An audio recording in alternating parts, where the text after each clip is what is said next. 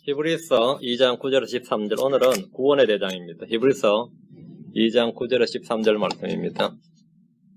히브리서 2장 9절에서 13절. 구원의 대장입니다. 2장 10절 말씀. 구원의 대장 나오죠. 구원의 대장 대신 예수 그리스도입니다. 구원의 대장이신 예수 그리스도.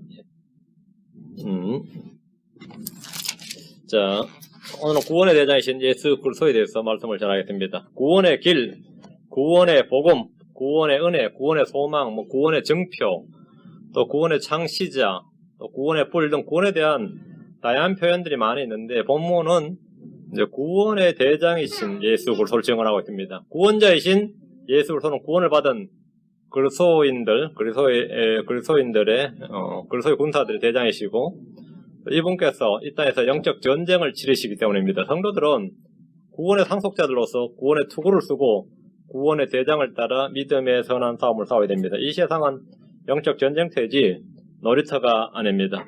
자, 출애굽기 15장 3절, 시편 24편 8절 두 구절 봅니다. 출애굽기 주님께서 구원의 대장 이렇게 나오죠. 구원의 대장이라고 한 이유가 출애굽기 15장 3절, 시편 24편 8절 두 구절입니다. 출애굽기 15장 3절, 시편 24편 8절, 출애굽기 15장 3절. 주는 전사신이 주가 그분의 이름이로다.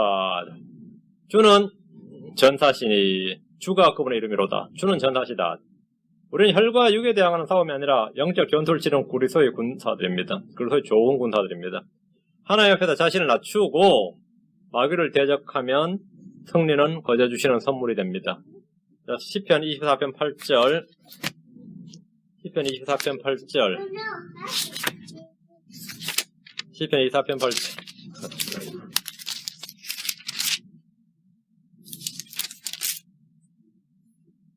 이 영광의 왕이 누구시냐? 강하고 능하신 주시요 전투에 능하신 주시로다. 전투에 능하신 주시로다. 영광의 왕, 전투에 능하신 주시로다.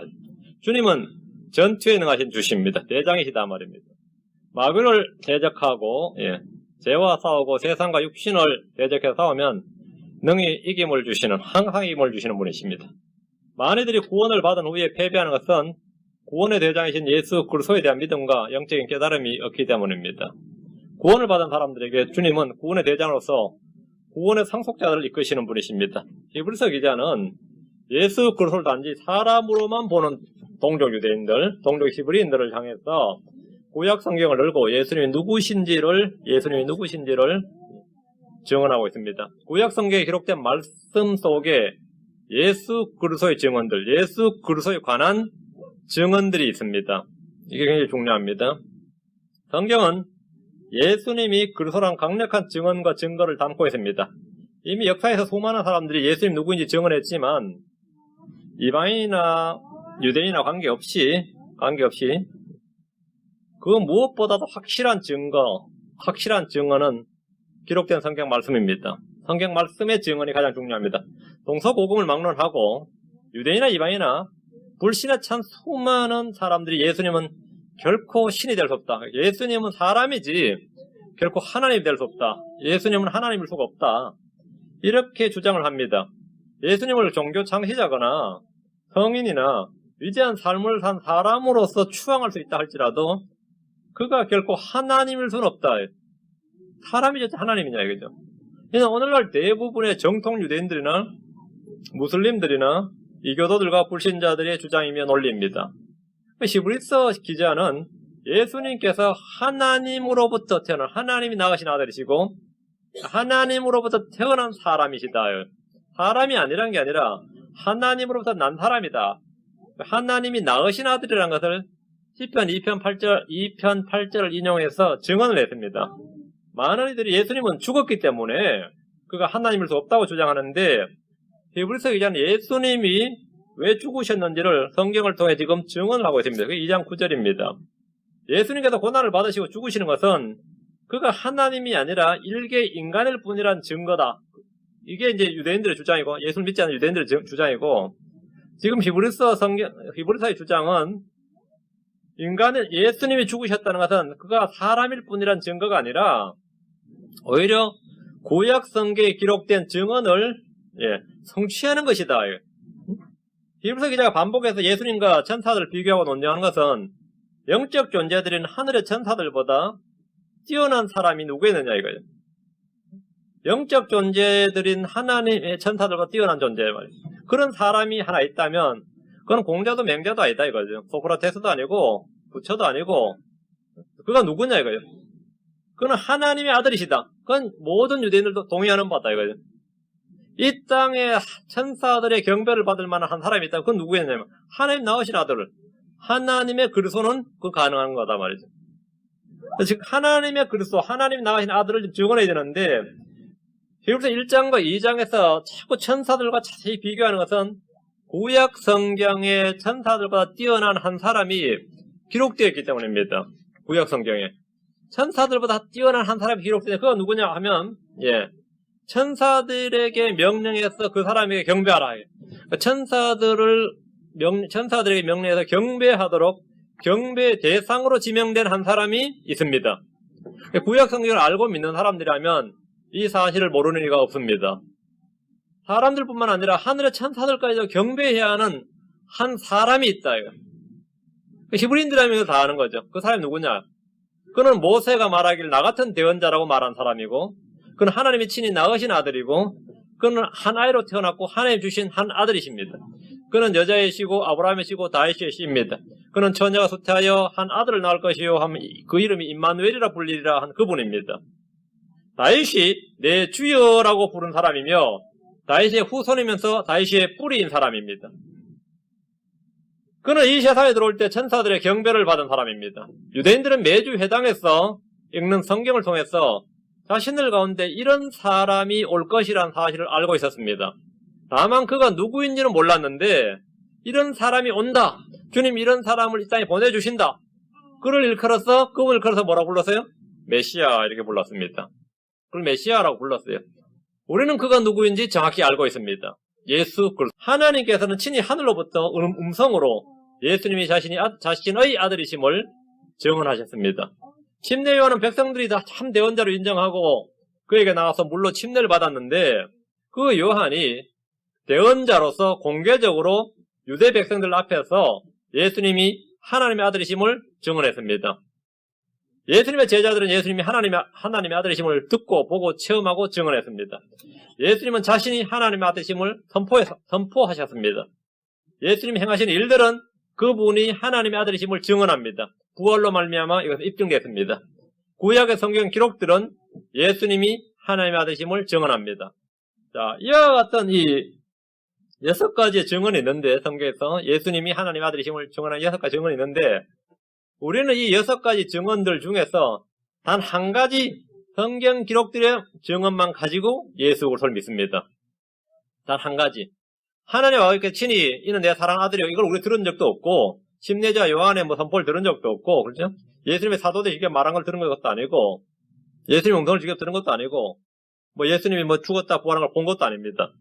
딱 한 가지 구약 성경의 기록들을 가지고 예수님이 하나님의 아들이심을 증언하는데 그 성경 기록들과 믿는 겁니다. 우리는 위의 증언들 중에서 단 한 가지 그 성경에 기록된 그 말씀만을 가지고 예수님께서 주이시고 그리스도이심을 믿습니다. 성경에 기록된 증거보다 더 강력한 증거가 달리 없습니다. 어떤 이들은 느낌과 체험을 강조하지만 기록된 말씀은 체험을 훨씬 더 능가합니다. 여러분이 예수를 믿는다는 것은 무엇을 믿는다는 겁니까? 그분이 성경에 기록된 하나님의 아들 그리스도이심을 믿는다는 겁니다. 예수를 믿는다는 말은 뭐냐 이거? 예수를 믿는다는 말은 예수님이 바로 성경에 기록된 그분이심을 믿는다는 말입니다. 그분이심을 믿는다는 거예요. 한국인들은 믿는다는 것에 대한 이 정의나 개념이 불분명하라 상당히 애매모호합니다.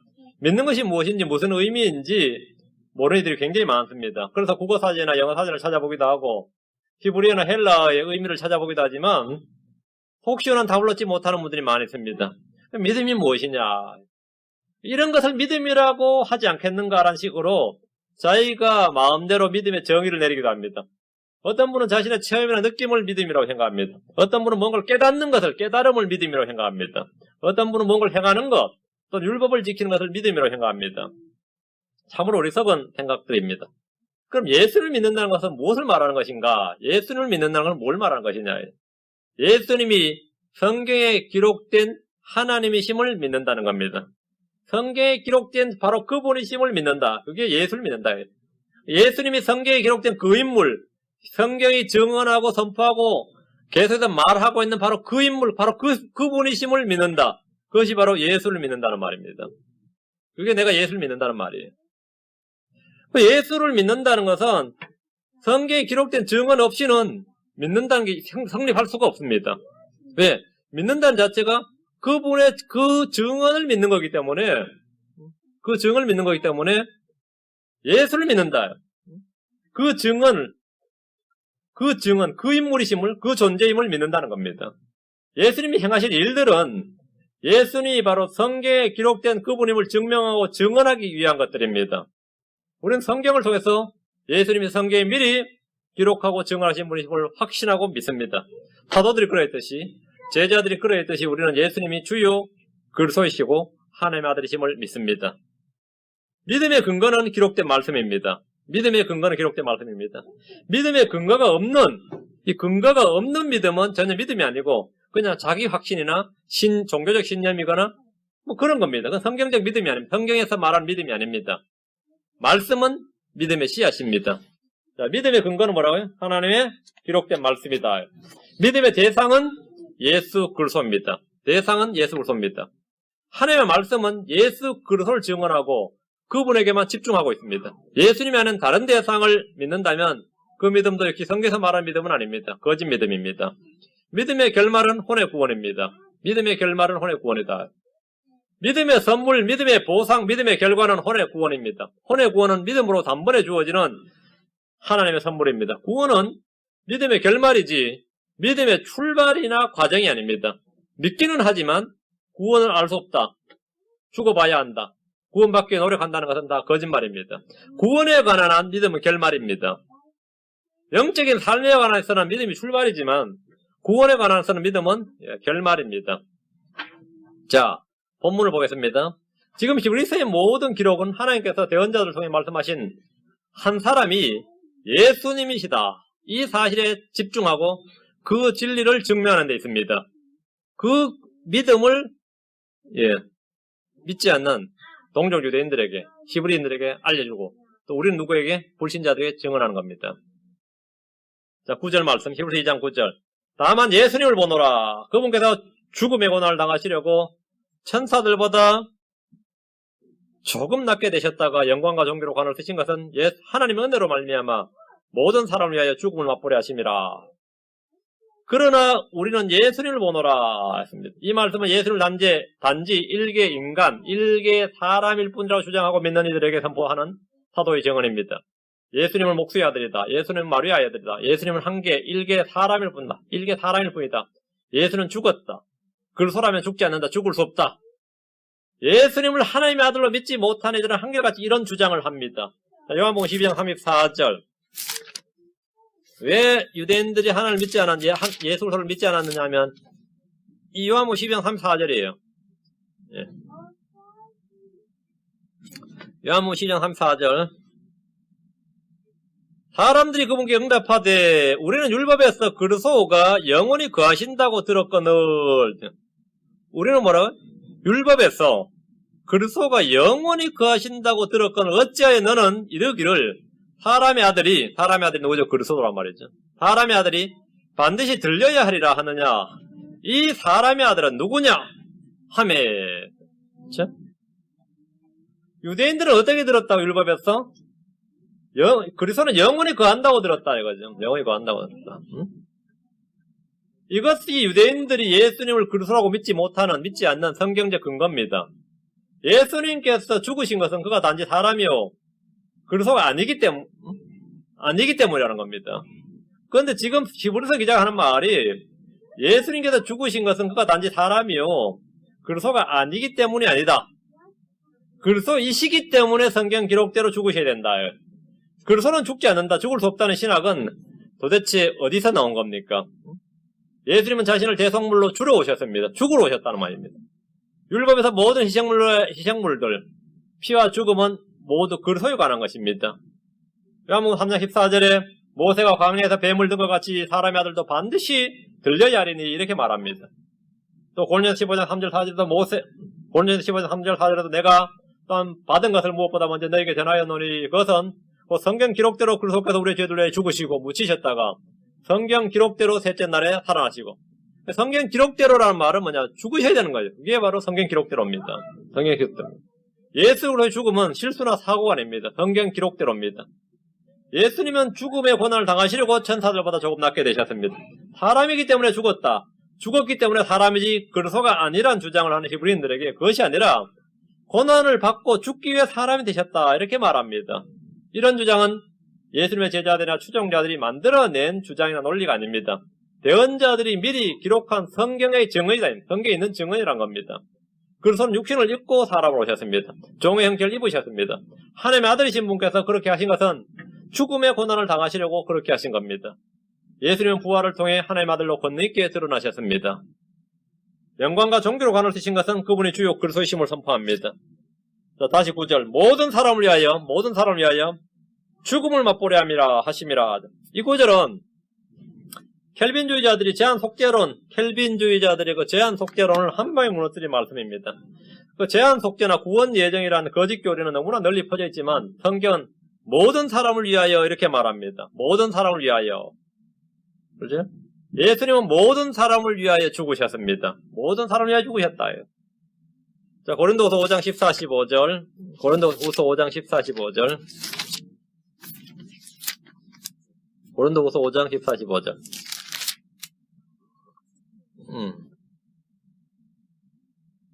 이는 그리스도의 사랑이 우리를 강건하기 때문이라. 우리가 이같이 판단하노니 곧 한 사람이 모든 사람을 위하여 죽었으면 모든 사람이 죽었느니라. 한 사람이 모든 사람을 위하여 죽었으면 모든 사람이 죽었다. 그렇지? 모든 사람을 위하여라고 분명히 나옵니다. 예수님은 자신이 선택한 사람, 예정한 사람을 위해 죽은 것이 아니고 예수님이 흘린 피는 제한 속죄가 아닙니다.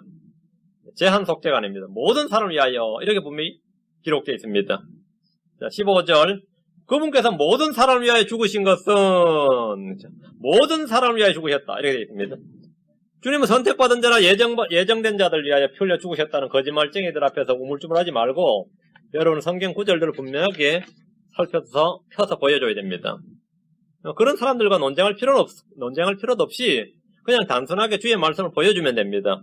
보여주면 돼. 자, 디모데전서 2장 6절 4장 10절. 디모데전서 2장 6절 4장 10절입니다. 디모데전서 2장 6절 4장 10절. 예.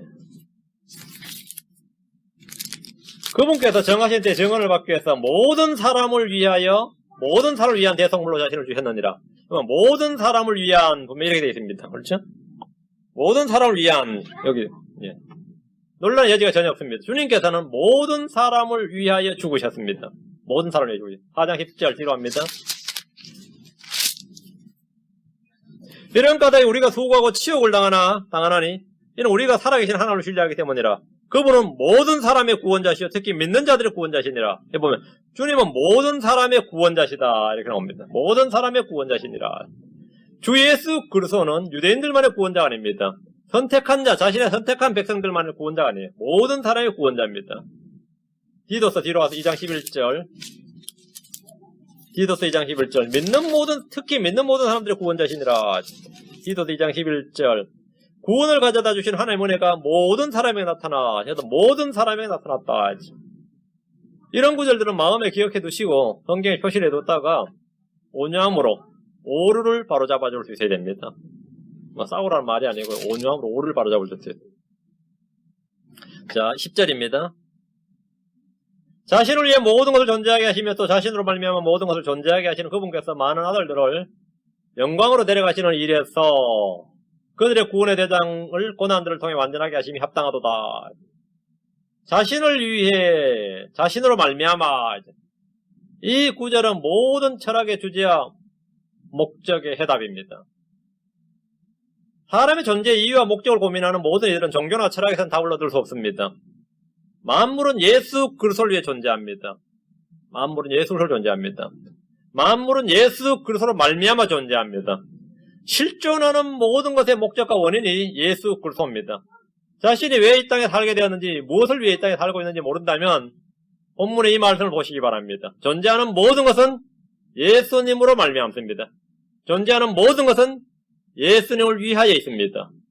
골로새 1장 16절에 이는 그분에 의해 모든 것이 창조되었기 때문이라. 하늘에 있는 것들과 땅에 있는 것들, 보이는 것들과 보이지 아니하는 것들, 곧 왕자들과 통치들이나 정사들이나 권능들이나 모든 것이 그분에 의해 창조되고 그분을 위하여 창조되었노라 했습니다. 그분께서 모든 걸 창조하셨고 그분으로 말미암아 모든 것이 창조되고 그분을 위하여 모든 것이 창조되었다 했습니다. 그럼 이것이 모든 실존의 해답이죠. 모든 실존의 해답입니다. 그 삶이란 무엇인가? 이런 질문은 크리스천에게는 허망한 질문, 어리석은 질문이죠. 크리스천에게는. 내가 이 땅에 왜 태어났을까요? 이런 것도 굉장히 어리석은 질문이에요. 그리스도로 말미암아 그분에 의해 존재하게 되었고, 그분을 위해 모든 걸 존재하게 하시며 그랬습니다. 그분께서 많은 아들들을 영광으로 데려가시는 일에서 10절입니다. 10절. 믿는 자들은 하나님의 아들들이 되는 권능을 주셨는데 그들을 영광으로 데려가시는 일은 부활과 휴거 때입니다. 주님께서 믿는 성도들을 하늘로 데려가시는데 이것을 영광으로 데려가신다고 합니다. 사람이 지옥으로 가는 것은 수치로 내려간다 이렇게 말합니다. 자, 10절. 그들의 구원의 대장들을 고난들을 통해 완전하게 하심이 합당하도다. 예수님은 구원의 대장이십니다. 예수님은 구원의 대장이시다. 구원의 대장이시다. 우리 주님은 구원의 뿌리십니다. 우리 주님은 구원의 말씀이시고 구원의 길이십니다. 구원의 대장이시고 구원의 창시자이십니다. 지금 이 본문에서 이 흠정역은 이 킹제임스 성경 구원의 대장 캡틴 이렇게 돼 있고 흠정역을 제가 다른 한글 모든 성경 뭐 구원의 창시자, 구원의 머리, 대장이란 말이 없어요. 왜 갑자기 대장이란 말이 왜 나오냐 해가지고 단어를 바꿔버린 거죠. 구원의 대장. 우리는 지금 구원의 날에 살고 있습니다. 성도들은 구원의 상속자들입니다. 구원의 대장이란 말씀은 구원의 뿔, 구원의 주, 구원의 창시자와 같은 말로서 구원자의 칭호입니다. 사람이 되신 예수님은 연약함의 감정을 몸소 느끼셨고 우리와 똑같이 시험을 받으셨습니다. 예수님은 이 땅에서 육신을 입고 계신 동안 그 자신도 연약함에 쌓여 있었습니다. 예수 그리스도께서 육신을 입고 사람이 되실 때 그분은 우리와 동일한 성품과 살과 피, 연약함과 슬픔과 시험을 당하시고 고난을 당하셨다는 점에 주목하십시오. 그분이 받으신 고난은 그가 구원자가 아니란 증거가 아니라 오히려 구원자란 강력한 증거가 됩니다. 예수님은 고난들을 통해 완전하게 되셨습니다. 예수님은 시험을 받을 때에 고난을 당하심으로써 시험 받은 자들을 구조하십니다. 히브리서 2장 18절 밑에 보시면 옆에 그분께서 친히 시험을 받아 고난을 당하셨은즉 시험 받는 자들 능히 구조하실 수 있느니라. 예수님은 고난들을 통해 완전하게 되셨고 10절에 18절에는 고난을 통해 당하심으로 시험을 받아 고난을 당하심으로 시험 받는 자들 능히 구조하신다. 뒤로 가서 5장 8절 9절 히브리서 5장 8절 9절 예수님은 아들이실지라도 고난 받으신 일들로 말미암아 순종하기를 배우시고 완전하게 되셨습니다. 5장 8절 9절 그분께서 아들이실지라도 친히 고난 받으신 일들로 말미암아 순종하기를 배우사 완전하게 되셨으므로 자기에게 순종하는 모든 사람들에게 영원한 구원의 창시자가 되시고 했습니다. 영원한 구원의 창시자가 되셨다. 우리가 여기서 본문에 보면 예수님은 고난을 받으시고 시험을 받으시고 뭔가를 배우셨다는 거죠. 예수님께서 고난을 통해 순종을 배우셨고 고난을 통해 완전하게 되셨습니다. 그럼 처음부터 완전하신 분 아닌가? 뭐 배울 게 있는 분이신가? 이런 생각을 하시는 분들이 있습니다. 성경 본문에 따르면 주님은 배울 게 있었다는 거죠. 주님이 배울 게 뭐죠? 물리학을 배우거나 수학을 배우든가 뭐 경영을 배우든가 이런 건 안 배웠을 거 아닙니까? 주님이 배우시는 게 뭡니까? 하나님으로 계실 때 주님은 배고픔을 배웠겠어요. 아니면 뭐 배웠겠어요? 육신을 입고 오니까 뭐죠? 육신을 입고 사람이 되니까 다 배워야 돼요. 다 처음 겪는 일인 겁니다. 다 처음 겪는 일이야. 무엇보다 뭐죠? 죽음을. 그 죽음에 순종하는 걸 배워야 되는 거예요. 고난을 통해서 주님을 그걸 다 배우셨다는 겁니다. 주님은 물론 죄 없는 분입니다. 죄 없는 완전하신 분인데 고난을 통해 완전하게 되셨다는 거예요. 고난을 통해서. 고난을 통하지 않았으면 주님은 계속 연약한 인간으로 있는 거죠. 물론 죄는 없는 분이에요. 죄는 없는데 고난을 통해 죽으심으로 말미암아 부활해야 그게 뭐죠? 부활하신 예수님이 완전한 주이시고 사람인 거죠. 완전한. 이게 완전하게 되시고 이 말이에요. 이게 이 의미가. 그 완전하게 되셨다는 말이 주님이 뭐 그럼 불완전하신 분이셨나면 당연히 연약함을 지닌 인간이셨을 때는 완전이 아니죠. 죄와 완전을 연관시키면 안 됩니다. 여기서 죄가 있었단 말이냐, 그거하고 완전이라는 개념은 전혀 다른 이야기예요. 죄는 당연히 주님 없으셨습니다. 왜 한 번도 불순종한 적도 없고 불법을 저지른 적도 없고, 그러니까 죄는 없으셨어요.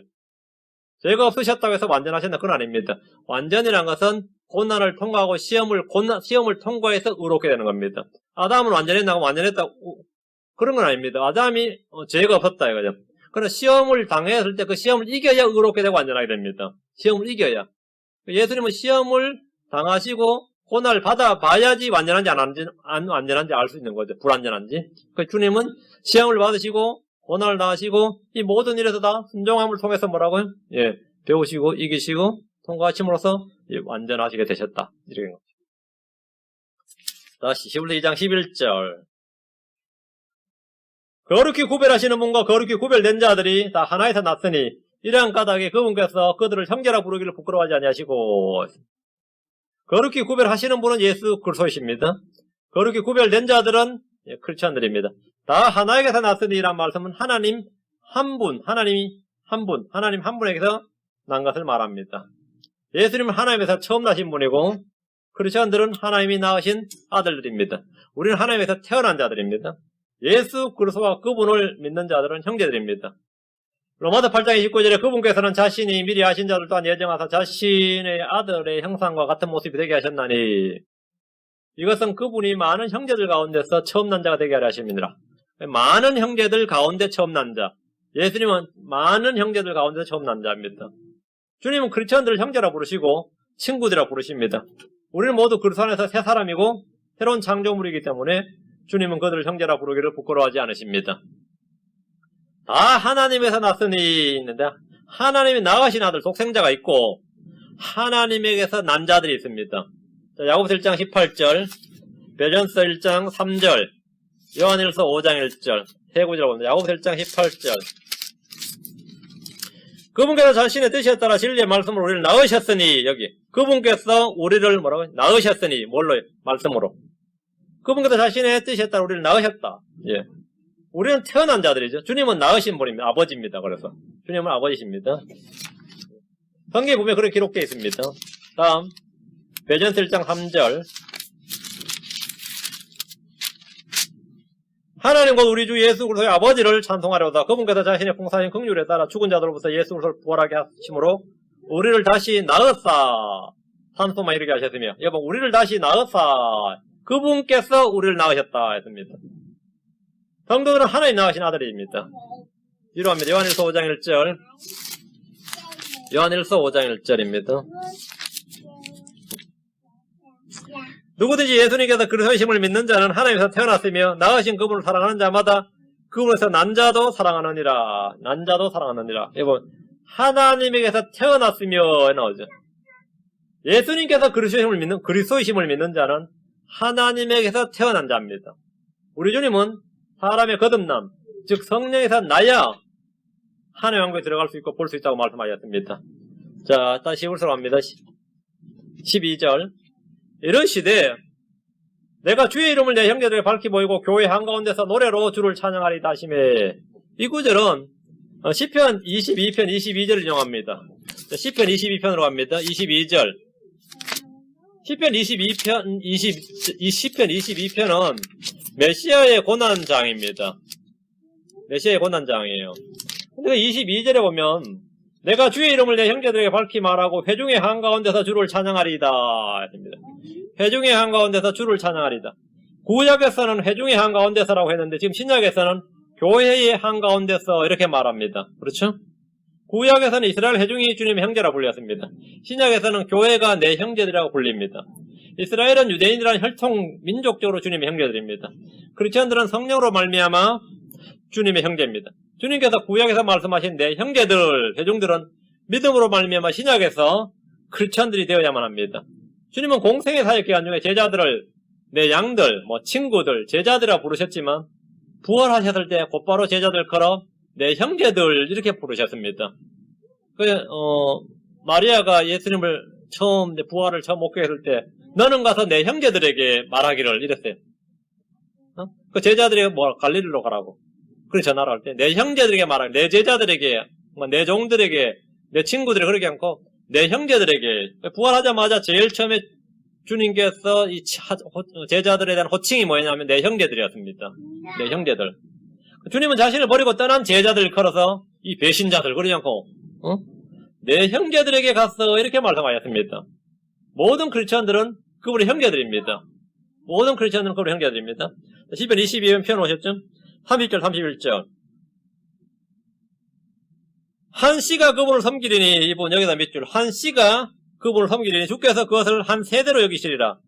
그들이 와서 앞으로 태어날 한 백성에게 여기 한 백성에게 여기다가 언더라인 하시고 태어날 한 백성 앞으로 태어날 한 백성에게 그분의 의를 밝히 드러내되 그분께서 이것을 행하셨음을 드러내려다. 예수님께서 죽으시고 부활하심으로 말미암아 뭐래? 태어날 한 백성이 있습니다. 구약 성경에서는 이미 태어날 한 백성에 대해서 기록을 했습니다. 태어날 한 백성에 대해서 기록을 했어요. 거듭남을 통해서 태어날 한 백성을 말하는데 이는 유대인들이 전혀 알지 못했던 내용입니다. 주님께서 니고데모에게 다시 태어남, 이 중생 거듭남에 대해서 말씀을 선포했는데 니고데모가 도무지 요한복음 3장에서 알아듣지를 못했어요. 근데 주님께서 니고데모에게 조근조근 설명해 주시는 대신에 내가 이스라엘의 선생으로서 이런 것을 어찌 알지 못하느냐고 책망을 하셨습니다. 내가 이스라엘의 선생으로서 주님께서 니고데모에게 다시 태어남의 진리, 그 중생의 거듭남의 진리에 대해서 말씀하셨을 때 니고데모는 이스라엘의 선생이었지만 전혀 알지 못했고 어찌 이런 일이 있을 수 있나이까 이랬습니다. 그때 주님께서 그의 무지에 대해서 책망을 하셨는데 당대의 바리새인이었고 이스라엘의 선생이라는 사람이 거듭남, 태어날 한 백성에 대해서 전혀 알지 못했다는 겁니다. 그렇죠? 그러니까 니고데모가 그걸 몰랐다면 다른 유대인들도 당연히 다 몰랐던 거죠. 니고데모 당대의 바리새인이고 간원이었단 말이죠. 그런 니고데모가 전혀 알지 못했다 이거죠. 근데 성경의 거듭남에 대해서 지금 말하고 있다는 겁니다. 그게 바로 시편 22편 30절이라는 거예요.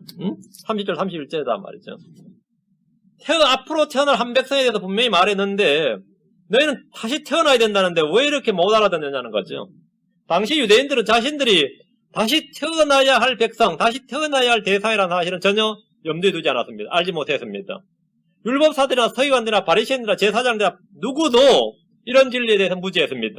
그들은 자신들이 아브라함의 후손이라는 사실, 아브라함의 자손들이라는 사실만 자랑을 했습니다. 모든 사람은 반드시 다시 태어나야 되고 다시 태어나야 할 백성, 태어나야만 합니다. 다시 태어나야 되면. 주님께서 이 must be born again, must, 너희는 반드시 다시 태어나야 하리라. 이렇게 요한복음 3장 실제로 말씀하셨습니다. 자, 시편 78편 6절로 갑니다. 시편 78편 6절. 구약의 거듭남에 관한 진리가 어디 있느냐 그러면 찾는 분이 없어요. 요한복음 강의할 때도 이 부분은 못 잡았네요. 주님이 왜 니고데모를 책망을 하셨냐? 구약이 있었기 때문입니다. 시편 78편 6절, 102편 18절 두 구절 봅니다. 78편 6절. 이것은 다가올 세대고 태어날 자손들이 그것들을 알게 하려 하심이라. 그들이 일어나서 자기 자손들에게 그것들을 밝게 알리리니. 태어날 자손, 여기. 다가올 세대 곧 태어날 자손. 다가올 세대 태어날 자손들을 단지 육체적 후손들로만 이해한 유대인들은 거듭남의 진리를 전혀 알지 못했습니다. 이들은 거듭남을 통해 영적 출생을 한 세대, 하나님으로부터 태어난 자손들에 대한 것입니다. 시편 102편 18절, 시편 102편 18절. 이것은 다가올 세대를 위하여 기록되리니 창조될 백성이 주를 찬양하려다. 여러분, 창조될 백성, 여기. 다가올 세대, 창조될 백성. 다가올 세대, 창조될 백성은 분명히 신약의 크리스천들을 일컫는 말씀입니다. 창조될 백성, 우리가 고린도서 5장 17절에 뭡니까? 그리스도 안에 있는 자 누구든지 새로운 창조물이다. 갈라디아 6장 15절도 그리스도 안에서는 새로운 창조물밖에 없다. 할례는 몰래는 소용없고 그리스도 안에 있는 오직 그리스도 안에 새로운 창조물 뿐이니라. 에베소 2장 10절에도 선을 행하기 위해서 창조된 백성. 창조될 백성. 이것이 다가올 세대를 위하여 기록되리니 창조될 백성이 주를 찬양하려다. 창조될 백성이. 크리스천들 기억하는 겁니다. 거듭남의 진리가 성경에 이미 나와 있었습니다. 구약에 나와 있었어요. 주님께서 지금 히브리서에서 말씀하신 뭐냐면 하나님께서 난 자, 예수 그리스도죠. 그리고 하나님께서 태어날 자, 예수 그리스도 형제된 자들, 그 메시아와 그리스도와 형제라 불리는 자들이 이미 있다 이겁니다. 하나님에서 태어날 자들이 있다 이거죠. 하나님에서 태어날 자들이. 성경은 하나님에서 태어날 자들, 다가올 세대, 나으신 자들에 대한 분명한 계시가 있습니다. 예수 그리스도를 받아들인 자들, 곧 그분의 이름을 믿는 자들은 다 하나님에서 태어난 자들입니다. 요한복음 1장 13절이에요. 그분의 이름을 믿는 자, 그분을 영접한 자, 곧 그분의 이름을 믿는 자들은 다 하나님에서 난 자들이니라. 그렇죠? 하나님에서 태어난 자들입니다. 자, 다시 히브리서 가서 2장 13절. 자, 히브리 2장 13절. 또다시 내가 그분을 신뢰하리라 하시고 또다시 나와 하나님께서 내게 주신 자녀들을 보라 하시느니라. 보세요. 나와 하나님께서 내게 주신 자녀들, 하나님께서 내게 주신 자녀들, children이죠. 하나님께서 내게 주신 제자들, 친구들, 종들, 이게 아니고 하나님께서 내게 주신 자녀들, 하나님의 자녀들이 있다 이거죠.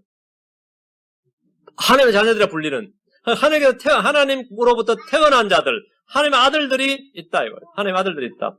이 사실이 굉장히 중요합니다.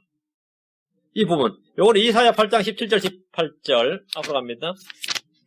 이 이야기들이 후대의 제자들이 만들어낸 이야기가 아니고 이미 구약에 다 대언으로 주어져 있다는 겁니다. 이사야 8장 17절, 18절. 이사야 8장 17절, 18절. 나는 자신의 얼굴을 야곱의 집에게 숨기시는 주를 바라며 그분을 기다리리라. 보라, 나와 및 주께서 내게 주신 아이들, 여기. 나와 예수님. 주께서 내게 주신 아이들, 하나님의 아들들 말이죠. 나와 및 주께서 내게 주신 아이들이 이스라엘 안에서 표적들과 이적들이 되었나니, 그것들은 시온산에 거하시는 만군의 주로부터 나온 것이니라. 나와 및 내 주께서 내게 주신 아이들이라는 말씀을 통해 하나님이 낳으신 자녀들에 대해서 지금 성경이 증언하고 있습니다. 나와 및 주께서 내게 주신 아이들은 주 예수 그리스도와 그분을 믿음으로 하나님에게서 태어난 자녀들입니다. 예수님을 볼 때 그분의 죽음의 고난을 예수님을 볼 때 그분께서 죽음의 고난을 당하시려고 천사들보다 조금 낫게 되셨습니다. 그분은 하나님이시지만 사람이 되셨고 육체를 입고 오셨습니다. 그분은 영광과 존귀로 관을 쓰셨는데 이는 왕과 제사장이 되셨다는 말씀입니다. 하나님은 많은 아들들 가운데 처음 나신 분이시며 구원의 대장이십니다. 구원의 대장이란 말은 그분께서 크리스천들을 자신의 군대요, 군사로 부르셨기 때문입니다. 크리스천들은 그리스도의 좋은 군사로 부름을 받았고 하나님의 전신갑주를 입었는데 구원은 머리에서는 투구입니다. 그래서 구원의 투구 이렇게 말합니다. 오늘날 많은 성경학자들이 이 대장, 이 캡틴, 대장이란 단어의 거부감을 느끼고 이 머리, 구원의 머리 또는 구원의 창시자 이런 식으로 말씀을 바꿈으로써 성경이 주는 조명들을 가려버리거나 없애버립니다. 꺼버리는 거죠. 예. 구원의 대장이란 말은 크리스천들이 군사다. 예. 크리스천들이 그리스도의 좋은 군사고 영적 전쟁을 위해 부름을 받은 자들이라는 계시가 분명히 주어져 있는 말씀입니다. 그 예수님 바로 그런 크리스천들의 대장이십니다. 우리는 바로 대장이니까 군사니까 명령에 순종해야 될 의무가 있는 겁니다. 예수 그리스도 우리는 하나님 아버지께서 난 형제들입니다. 예수님은 형제들 중에서 처음 나셨고 첫 열매입니다. 이는 신상모독이 아닙니다. 이건 신상모독이 아닙니다. 이미 구약 성경에 기록되어 있는 내용을 시편과 이사야를 통해서 지금 히브리서 기자가 증명을 하고 있습니다. 자, 말씀을 통해서 하나님에게서 나신 예수님과 그분에게서 난 우리를 지금 살펴보았습니다. 예수님께서 우리의 구원자이시고 구원의 대장이심을 믿고 고백함으로써 항상 승리하는 성도들이 되길 바랍니다. 오늘은 히브리서 여기까지 13절까지 하기로 하고 다음 시간에 나머지 뒷부분 18절까지 하기로 하겠습니다. 아주 히브리서가 논리적이고 아주 조직적으로 그렇게 기록이 되어 있다. 성경을 보실 때 그런 감을 충분히 받을 수 있을 겁니다. 성경 어떻게 논증하고 있는지 마치 법정에서 변호사가 논지를 제시하는 것보다 아니면 논문을 쓰는 것보다 더 지금 논리적으로 증명하고 있는데 그런 책이 로마서와 히브리서예요. 로마서와 히브리서라는 책은 논증을 위한 논리적으로 증언하기 위한 책입니다. 여러분 이걸 잘 읽으면 진짜 예수님을 안 믿을 수가 없는, 성경을 아는 사람은 예수를 안 믿을 수가 없는 충분한 증거들이 제시되어 있습니다.